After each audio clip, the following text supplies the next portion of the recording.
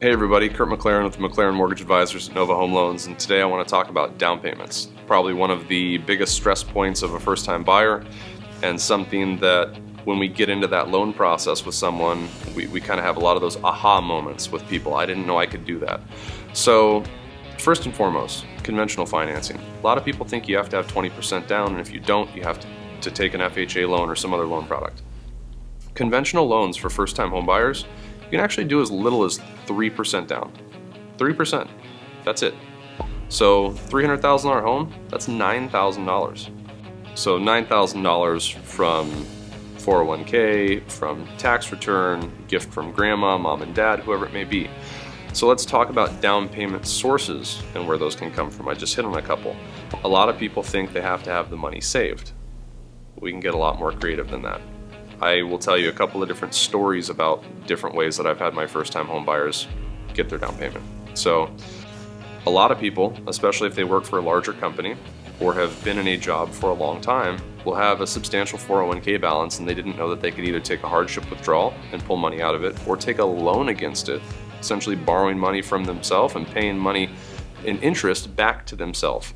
You can take that money out of your 401k, invest it into the down payment on your house, and start acquiring more equity in your property, stop throwing away money on rent.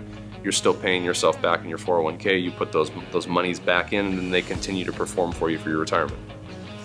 Second big thing we see, tax refunds. It's usually the single largest influx of cash that people see in their lives. Your average W-2 employee, that tax refund is usually that big chunk of money that they get once a year. Instead of buying some shiny doodad, put it towards the down payment on your house. Invest in yourself, invest in your long-term wealth appreciation. The third thing would be gifts. And you can get gifts from different sources. If grandma wants to give you $5,000 and mom and dad each want to give you $3,000 a piece, and your sister wants to give you a little bit of money, that's totally fine. We can get very creative. You can also mix and match this stuff. You can do a partial gift, and you can do part of your own money. You could take part from your savings, part from a family gift, and part from your 401k. If you have access to the funds, we can get creative on how we structure that. The other thing, weird enough, that I've actually had clients do is sell personal property. If you document it correctly, you can sell cars, you can sell motorcycles, RVs, boats, anything that we can prove ownership, you can sell. We just have to document it accordingly. Generally speaking, like let's say a car. I had a client that owned, I think one person had 4 vehicles. One of them they hadn't touched in years. When it came time to buy a house, sold the vehicle, kept a copy of the title to prove that he owned it, kept a copy of the bill of sale to prove transfer, and kept a copy of the cashier's check that the buyer used to pay him. We sourced that as a down payment. He used that as the down payment for his house.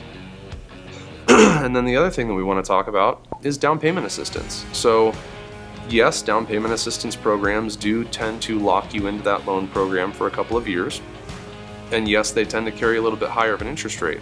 So we don't sell them as the best thing since sliced bread and just try to put everyone in them because it's easy. We do want to look and dig a little bit deeper and see if we can find out a way for you to bring your own money in, because we will get you better terms.